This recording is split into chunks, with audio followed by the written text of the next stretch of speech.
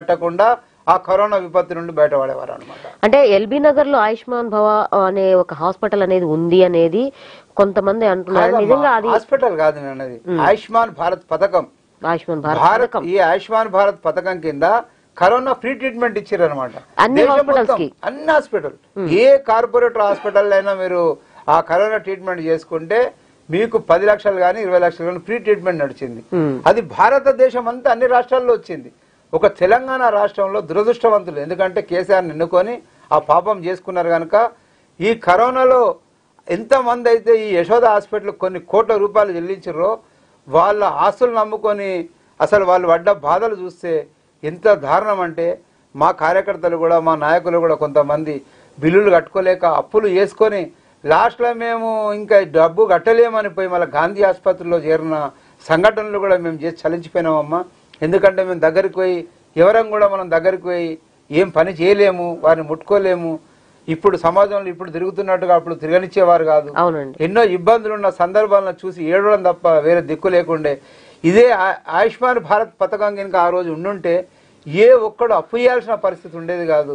మరి ఇట్లాంటి పథకాలను అందరికి ఇవ్వాల్సింది పోయి కొన్ని రాష్ట్ర ప్రభుత్వాలు ఎక్కడ మోడీకి పేరు వస్తుందో, ఎక్కడ బీజేపీ పేరు వస్తుందో, ఎక్కడ పేదలు బాగుపడతారో, వాళ్ళు బాగుపడితే మమ్మల్ని మర్చిపోతారు, మాకు ఓట్లేరు అని ఈ కుల రాజకీయాలు, ఈ మత రాజకీయాలు, ఇట్లాంటి రాజకీయాలు చేసుకుంటా ఎన్నో పథకాలు ప్రజలకు అందజేయకుండా చేస్తున్న దౌర్భాగ్యులు ఉన్నారమ్మ కొంతమంది. అంటే ఇప్పుడు మీరన్నది సెంట్రల్ గవర్నమెంట్ నుంచి అంత అధికారం ఉన్నప్పుడు స్టేట్ గవర్నమెంట్ వాళ్ళతో టైఅప్ లో ఉండి చేయడానికి అవకాశం లేదా? ఇప్పుడున్న ప్రభుత్వం కాంగ్రెస్ ప్రభుత్వం అయినా అమలు చేసే అవకాశం ఉందంటారా? అమ్మ ఒకటేందంటే కొన్ని పథకాలు ఇది రాజ్యాంగ ప్రకారం, మనది రాజ్యాంగ దేశం అమ్మ, రాజ్యాంగ ప్రకారం నడుచుకోవాలి. కొన్ని పథకాల అమలు రాష్ట్ర ప్రభుత్వాన్ని ఉంటది, కొన్ని పథకాల అమలు దేశం ఉంటుంది.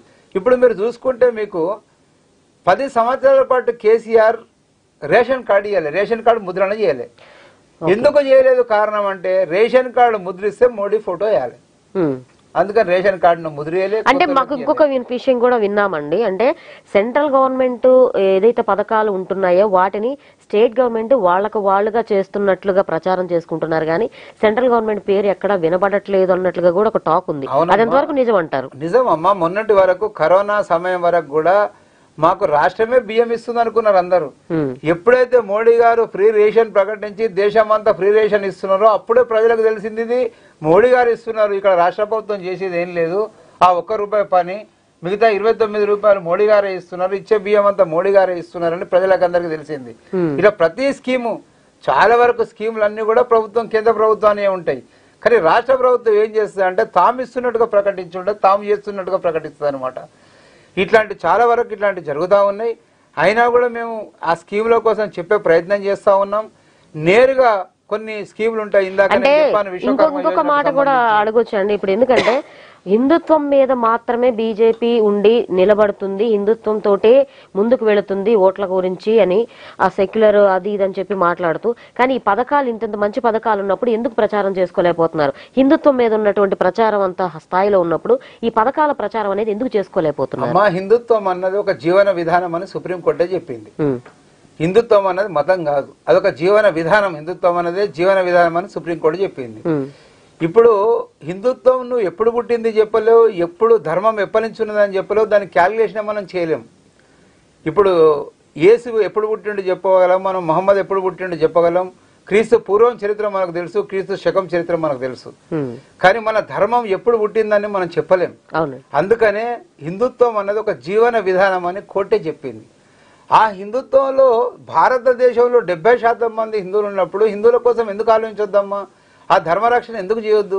ఇప్పుడు ఉదాహరణకు చూసుకుంటే మనం భారతీయ జనతా పార్టీ ప్రభుత్వం ఏర్పడే ముందు పాకిస్తాన్ ఏ రకంగా శక్తివంతంగా ఉండేది, భారతదేశంలో మోదీ ప్రభుత్వం ఏర్పడిన తర్వాత ఆ శక్తి ఎట్లా క్షీణించింది, ఈ 2 అంశాలు చాలు. ఎందుకంటే మనం పక్కోడికే సాయం చేస్తాం, మనం ఈ దేశానికి సాయం చేయం. మనకు పక్కోడే ఇష్టం. మనకు క్రికెట్లో పక్కోడు పాకిస్తాన్ వాడు గెలిస్తే మనం హైదరాబాద్లో పండుగ చేసుకుంటాం, కానీ భారతదేశం గెలిస్తే మనం చేసుకోం. అట్లాంటి దౌర్భాగ్య స్థితికి ఈ కాంగ్రెస్ ఈ దేశాన్ని నాశనం చేసింది. మరి మోడీ గారు వచ్చిన తర్వాత చెప్పకనే ఆ దేశంతో వారేం యుద్ధం చేయలే, ఆ దేశాన్ని ఏం బెదిరింపులకు గురి చేయలే, కానీ ఆ దేశాన్ని చెప్పకనే మరి ఈ రోజు భిక్షగానులు అయిన పరిస్థితి మనం చూస్తా ఉన్నాం. పక్కకున్న దేశాలు, చిన్న చిన్న దేశాలు ఏంది, పాకిస్తాన్లో కూడా మోడీ ఫోటో పట్టుకొని మమ్మల్ని విలీనం చేసుకొని భారతదేశంలో మేము మీ కింద బతుకుతాం, మీ నాయకత్వం మాకు కావాలి, ఈ మోడీ నాయకత్వంలో మేము జీవిస్తామని పాకిస్తాన్ లాంటి దేశంలో మరి వారు మోడీ ఫోటోలు పట్టుకొని తిరుగుతూ ఉన్నారంటే దాన్ని మనం అర్థం చేసుకోవాలి. అందుకే ప్రపంచ దేశాలకు కూడా నేను చెప్పేది ఏంటంటే హిందుత్వం ఒక మతంగా